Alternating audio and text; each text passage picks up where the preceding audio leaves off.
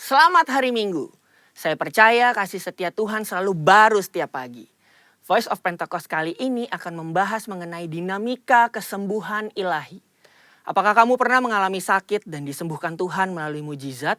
Atau malah pernah lihat orang yang sakit dan didoakan tapi nggak sembuh-sembuh? Jadi sebenarnya kesembuhan ilahi itu beneran ada atau enggak sih?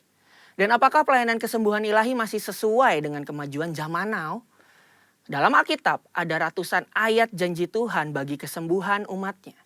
Banyak peristiwa dicatat orang-orang mengalami kesembuhan secara mujizat.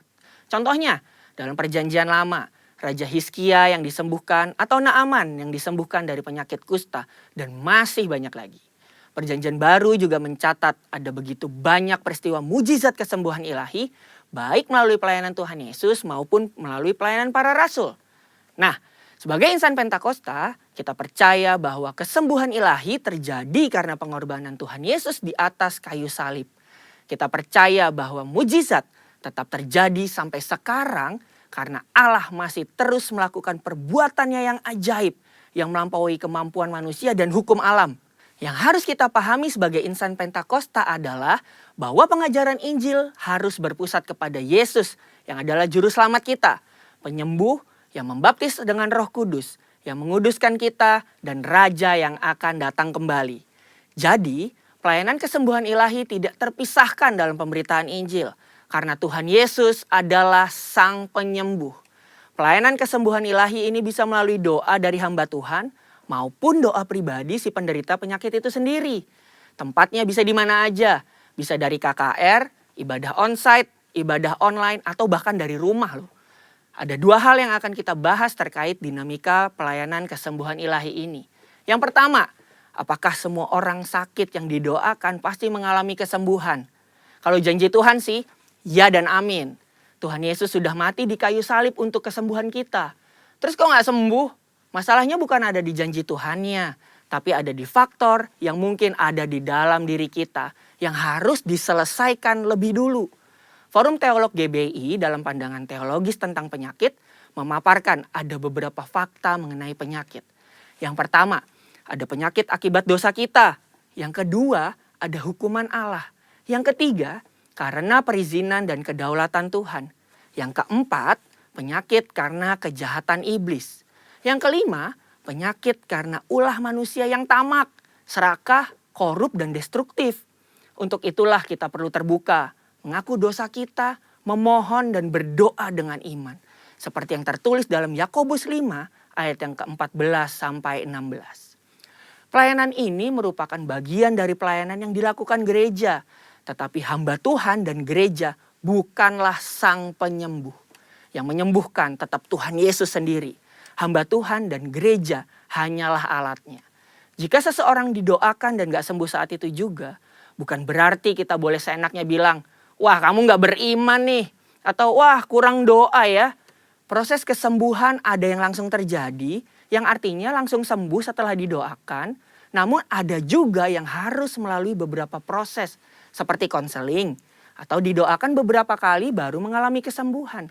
Yang kedua, apakah pelayanan kesembuhan ilahi masih sesuai atau relevan dengan situasi saat ini?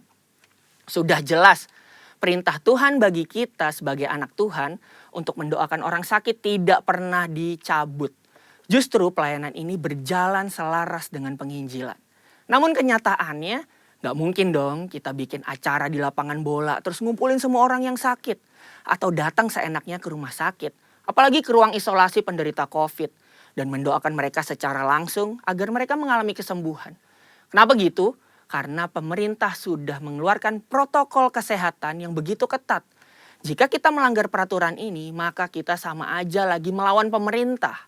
Dalam catatan Christian Evangel, ada satu kejadian pada tahun 1918 sampai 1919, di mana pandemi flu Spanyol menjadi momok mengerikan bagi dunia.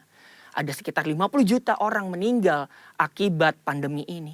Tetapi yang menarik, insan Pentakosta pada saat itu mengikuti anjuran pemerintah untuk meniadakan pertemuan ibadah dan mengkarantina yang sakit.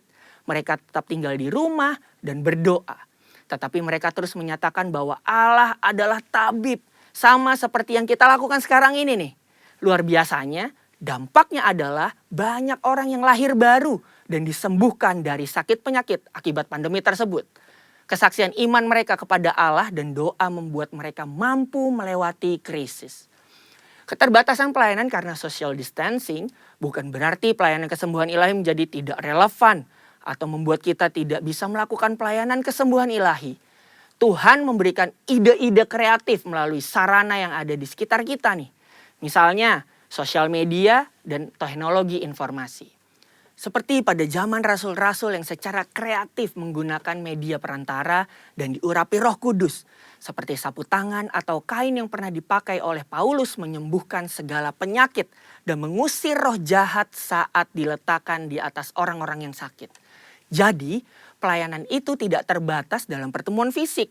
Allah juga bisa bekerja melalui ibadah online, melalui panggilan telepon, video call, atau menggunakan media sosial. Berabad-abad yang lalu, pelayanan kesembuhan ilahi telah dilakukan oleh nabi-nabi di Perjanjian Lama, Tuhan Yesus, dan rasul-rasul di Perjanjian Baru. Tidak berhenti sampai di situ. Pelayanan kesembuhan ilahi juga masih relevan dengan zaman now. Secara khusus, di tengah situasi yang sedang dunia hadapi saat ini, gereja harus terus memotivasi dan menggerakkan pengerja dan jemaat untuk melakukan pelayanan kesembuhan ilahi ini dengan mendoakan mereka yang sakit, bahkan dengan memanfaatkan teknologi dan media sosial di tengah keterbatasan akibat social distancing. Pelayanan kesembuhan ilahi merupakan karunia Roh Kudus yang diberikan kepada gerejanya. Oleh sebab itu, kesembuhan yang Tuhan berikan semuanya adalah untuk memuliakan namanya. Tuhan Yesus memberkati.